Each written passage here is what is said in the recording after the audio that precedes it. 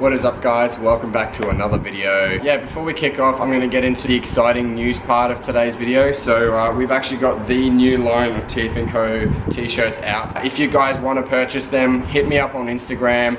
I'll leave a link below as well. If you guys do want to pick some up in person, I will be at Hidden Valley Raceway this Saturday at the Drift event. I think it's a come and try day that the Teeter Club are running. Make sure you guys come this Saturday, check it out. I'll be there. Come say good day, come and grab a t-shirt. Alright, on to the Q&A part of today's video. I just wanted to say thanks to all of you guys who did ask questions. There was a lot of questions asked, so I went through them and just picked a handful of sort of the more relevant questions to the channel. Yeah, so there's about 10 or 11 questions that were asked that I thought were more relevant. First question was, what was your first car? I get asked this quite often actually. My first car was a 1995 Honda Prelude, the one with the big spaceship dash. It did have the fully sick H22 VTEC in it, so that car was actually a lot of fun. That car sort of taught me a lot about what I do like about cars and what I don't like about cars. I did some things to that car that I regret. I did some things to that car that are still on the cars that I have today. So, second question, what's the scariest moment whilst driving a car? So, scariest moment I've experienced whilst driving a car would probably have to be crashing my R34 back in 2015 I think. I had a non-turbo RB25 R34 Skyline, and yeah, it was the first lot of rain for the season. I was just cruising back from the gym with my brother, not doing anything silly or crazy like that. It was a sort of like single lane each way road, and yeah, I hit a bump in the road and just sort of took a bit of pressure off my rear wheels, and I just spun. I just went straight across the oncoming line of traffic and straight down a ditch and into a tree. So that was probably the scariest moment I've had driving a car. Next question, how much did you pay for your Skyline? Obviously assuming this is talking about the R33 that I own now. Back in 2017 is when I first purchased the car, and it was originally listed for I think $8,000. Yeah, $8,000. It was hideous. It had like big 22-inch rims on it, and they were all plastic dipped, and the plastic dip was peeling off, and I think I got them down to about 7 or 7.5 with rego.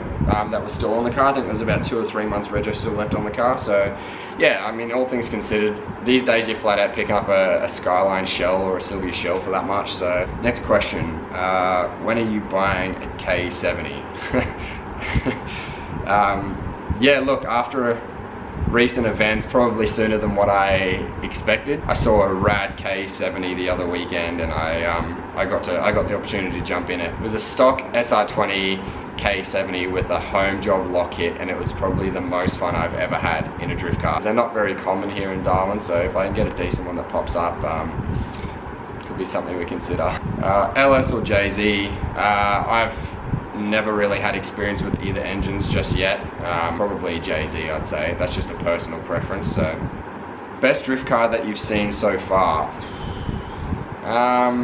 I've seen some pretty cool drift cars. I mean, that K70 was probably one of the cooler ones. Max's car's pretty cool, the Turbo LS S13. I know Ben's having a mental JZX 110 being built at the moment, so I haven't actually seen that car in person, but I'm sure once that gets going, it's probably going to be the craziest drift car I've ever seen so far. But to date, probably going to have to say, yeah, Mitch Doyle's S13 is probably the craziest one I've seen this far. All of the guys I've had experience with back in Queensland have all sort of got basic drift builds. So what do you enjoy most about what you do? I'm not too sure if that's in terms of the channel or just drifting and cars in general, but we'll go with both anyway. So what I enjoy most about making videos and filming for the channel is, obviously I have parents and family interstate, and it's a bit tedious for me to try and explain to them every single detail about what I do and when I'm doing it. For them to just jump on YouTube and just have a look at the video, it's just so much easier. And also I like making videos for you guys. I enjoy the feedback. I love it when people come up to me and say g'day and say that they watch the videos. It means a lot to me, and yeah, it's just something I enjoy. In terms of the cars and the drifting,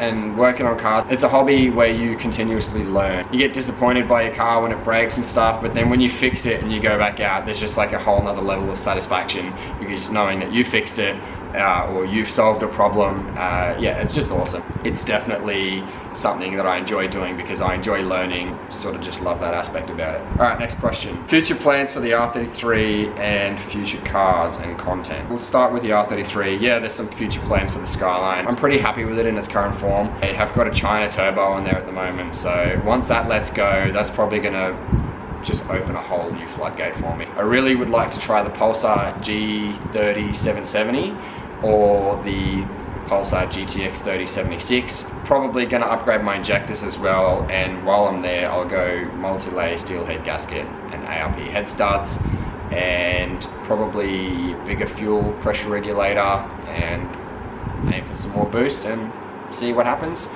Future cars, yes, we have got some plans for future cars. Casoda and myself are planning on buying a new car towards the end of this year, and I'm not going to reveal what it is.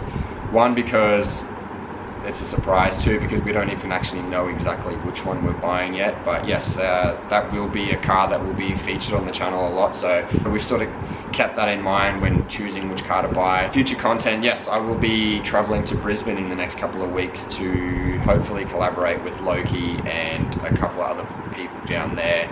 We've got some stuff organised, I'm not exactly sure when or what days they're organised for. Hopefully S13 content starts to roll out a bit more often, and depending on what happens with this R33's turbo, maybe some Skyline content.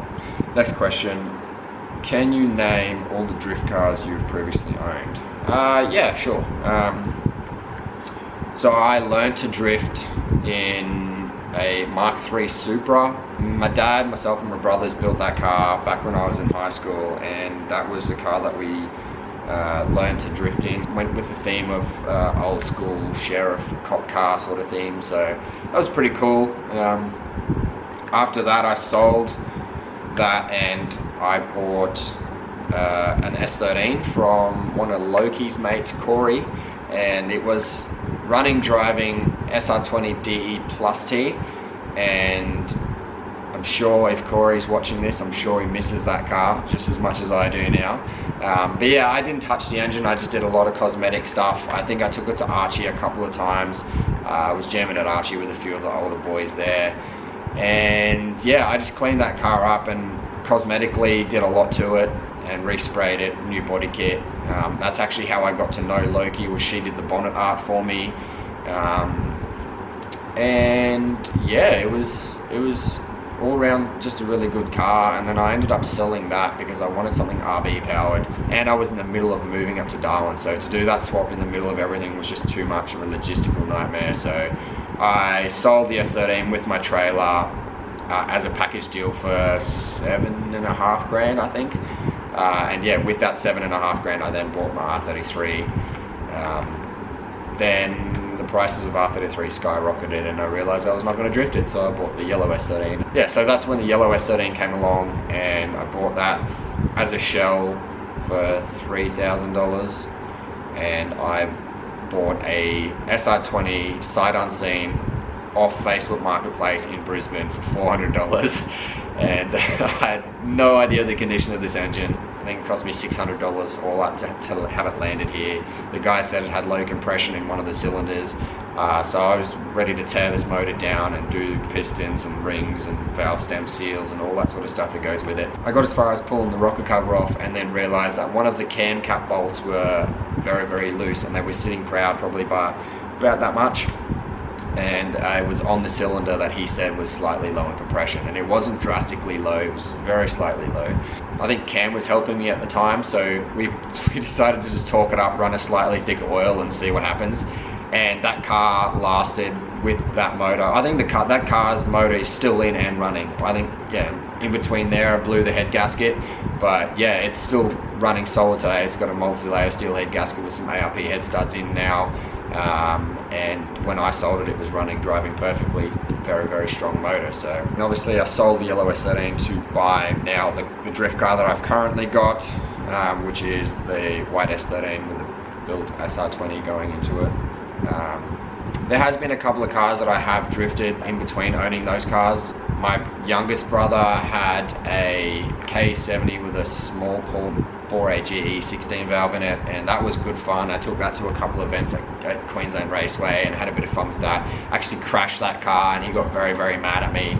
I put it into the barrier at the skid pan, and yeah, I paddle beaded it for him and fixed it all up, but yeah, he wasn't too impressed with me on the night. But next question, what do you miss about living in Queensland? Quite a lot, actually. If I had to say one thing, probably jet skiing. I miss my jet ski. So roughly from the time when I first got my license, I've always had a jet ski since then.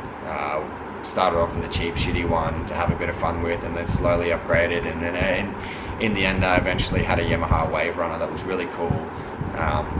No issues with it, and yeah, I miss just taking the jet skis out to Moreton Island. My brother bought one as well, and we used to go jam all the time. Yeah, I think I just miss the beach in general, and the water and the ocean. Spearfishing is another big thing that I miss. But yeah, jet ski is probably the main thing. Yeah, that's all the questions I had that were fairly relevant. I'm going to try to do a question and answer video a bit more often. If you guys have any suggestions on where I can improve, please make sure you leave a comment below. And if you guys have any further questions, also leave a comment below or hit me up on Instagram. But until then, guys, make sure you guys check out the new merchandise. If you guys want to buy them in person, I'll be at Hidden Valley Raceway this Saturday. Come and find me, ask for a t-shirt, and make sure you guys head down and check out the Teeter Club. And we'll see you next time. Thanks for watching today's video, guys.